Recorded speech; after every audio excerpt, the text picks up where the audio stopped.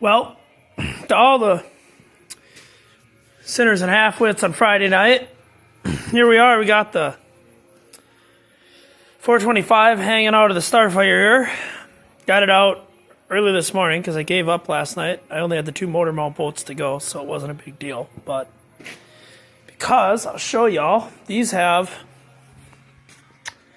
for anybody who is going to listen to this bullshit, these have vertical motor mounts, just like a 68 T10 has. Instead of the normal clamshell type, this bolts right to the frame.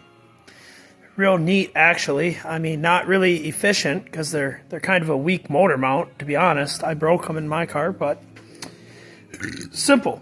And what I'm doing now is I'm just trading parts with this 455 I got because I need this pan for my Starfire. The original pan is really neat because it has this goofy drain plug. And I really want an original one on my car. And I'm just robbing all the original stuff off of it, because mostly the guy that buys this thing's probably just gonna rebuild it, put it in a Cutlass or a Hot Rod or something.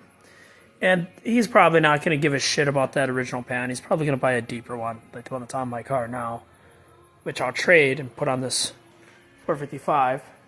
And he's really probably not going to use the valve covers. Nobody cares about that. These are 425 valve covers, identifiable by this swoop in them.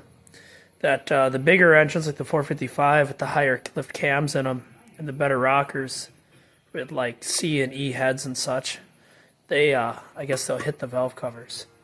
But I like the original, especially because there's only one baffle, and it goes right up to the original air cleaner. It's really neat. I like it. I'm going to save that and use it on my car. Basically, converting my car back to as original as I can without ruining what it is, basically, because it's a little bit of a hot rod, not much. It's pretty damn stock. But I like little touches. I like the Edelbrock carburetor, but I am going to try to rebuild the Rochester that came on this engine here, because my Rochester wasn't even the original to the car, and it ran good with it till it didn't, and it was missing the tag and everything, so I couldn't even get a proper rebuild kit for it. I couldn't get the right needle and seat for it. So I'm hoping this one I can just get a kit for, and maybe it takes off running. If it doesn't, I'll just keep it on a shelf, 65 Starfire in a box, and I'll just keep running the 750 Edelbrock because it likes it. It runs really good with it. It's happy.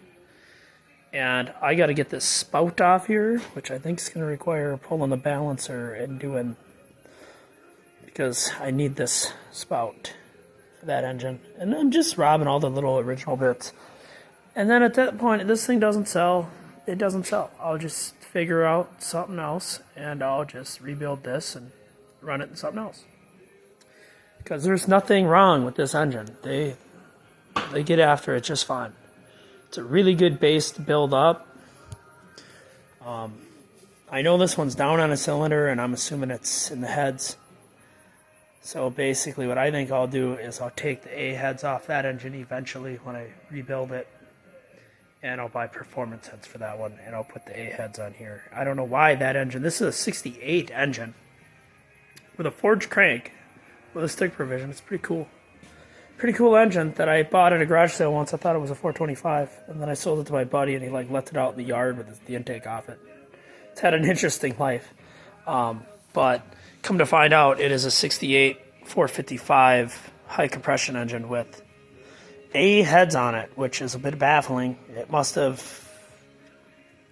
blown up or gone through some combination changes in its day, but it'll really identify as a 425 if I ever put it in the Starfire. I think it might be going in there temporarily.